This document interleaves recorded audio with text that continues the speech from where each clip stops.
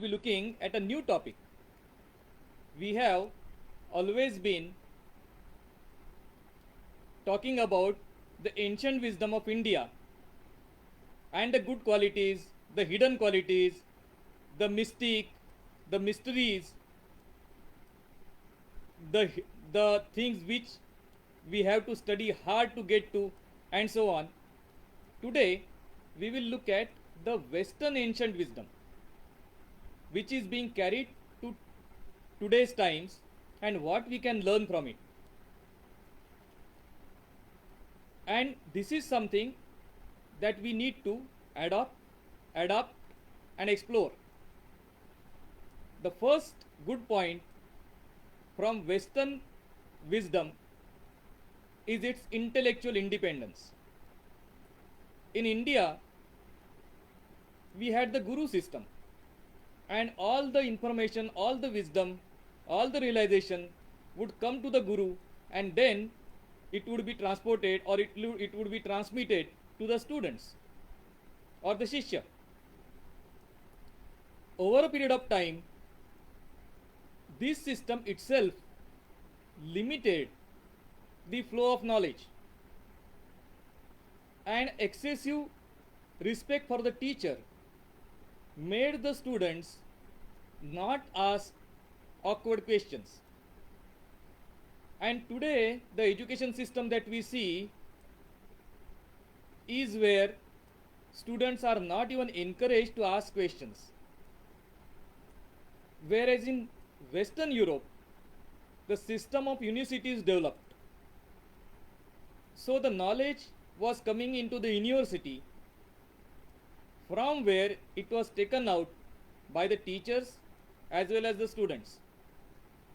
The teacher typically would be a student who is a few steps ahead of the student.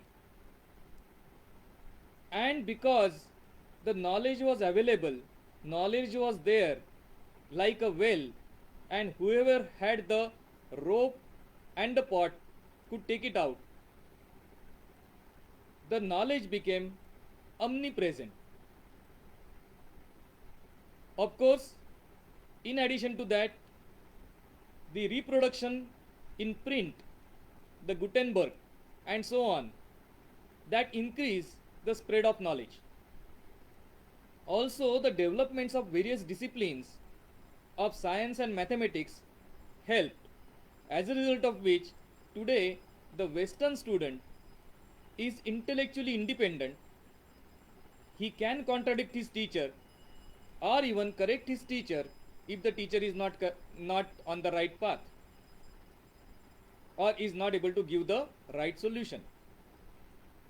As a result of which, in Western culture as of today,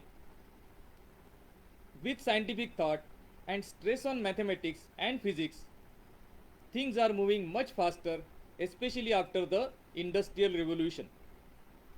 And as a result of which, we can see that at one time, after Galileo, all the research or the inventions, discoveries, the focus shifted to England because Edison was born, because Newton was born, and after Newton, it went to US where Edison was born. And today, the focus of inventions and discoveries is mainly in the US and the Europe because of the educational system which was set up by the people over there, by the intellectuals over there. This is something that we can copy or we should take from Western countries. In fact, one of the points I would say is in India, the subjects are divided in rather haphazard manner. For example, somebody who goes to engineering does not have anything to do with languages. But after he graduates, he spends his life in explaining to people where he requires languages. Or for that matter, a person who is in language stream does not have anything to do with maths, science or physics, which was not the case earlier on, and as a result of which he never gets into areas which require mathematics or sciences. The subject selection in a Western university is much more flexible and much better because you can take science subjects as well as along with them you can take art subjects. That is how a overall all round development of the student is ensured. And of course, as we said, the intellectual independence is is developed. So that was the first part. The second one is the dignity of labor. The Europeans, Americans are extremely physical and do lots of menial jobs themselves. Whereas in India, a culture has developed whereby anything that is done manually is looked down upon, and somebody who is intellectual is looked up to. Or, in other way, the, the meaning of intellectual or wealthy is to be doing least amount of manual jobs or physical jobs, and this percolates to everybody in the family, and we will rarely see children from middle class or even lower middle class indulging in any kind of physical labor or any kind of activity that requires physical work. I have never seen a Indian boy repairing the puncture of his cycle, whereas I have seen a number of European boys doing the same. Not only that, even handling farm machinery, repairing it. I have also seen very old Europeans repairing their houses, starting from plumbing and doing even electrical connections. So this is the second part, which is dignity of labor. Also another thing is many a things we have not been able to perform or we have not been able to grow and develop precisely because those have been done with people who did not have strong intellectual ability, and as a result of which things did not develop.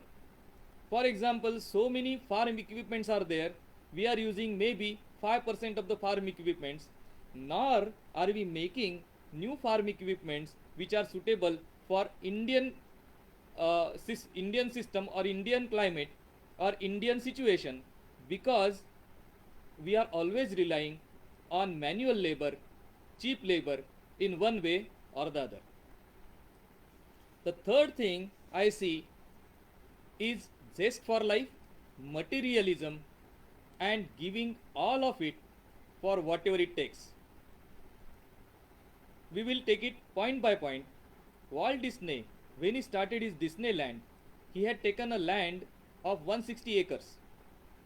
He developed it, Disneyland became famous, but by the time it became famous, he realized that he cannot expand any further because other industries, other theme parks, or other attractions came up around that area, and he could not expand beyond 160 acres that he had initially. So when he thought of Disneyland in Florida, he bought, can you imagine, 28,000 acres. So much more land that for the next 50 years, doesn't matter how much he wants to expand, he can keep on expanding the Disneyland as he wants it. So thinking big. Also thinking long. In India, we tend to, at the age of 60, we tend to retire, and basically retire from active life. We may continue to do some activity or the other, but from productive activity, achievement oriented activity, we have retired. Whereas there is no such thing in the Western countries. We can give example of Biden. He is ready to take up the US presidency at the age of 76. Or we can talk about Stephen Covey, who died at the age of 98. How did he die? He was rushing down a mountain slope on a racing bicycle, and that is where he lost his balance, and with the injuries he suffered, he died in hospital. But at the age of 98, he was indulging in such physical activity. Or you can think in terms of Colonel Sanders, who started his new career of Kentucky Fried Chicken at the age of 63. So this is the materialistic attitude and zest for life and physicality that makes them uh, quite apart, or keeps them quite apart, and also makes them great in today's times. So, summarizing, what we can take from ancient wisdom of Western countries, or even current wisdom of Western countries, is intellectual independence, then dignity of labor, and zest for life and physicality. If we inculcate these activities or these characteristics in our day to day life and mix it with the support of our ancient wisdom, the sky is not the limit. Namaskar.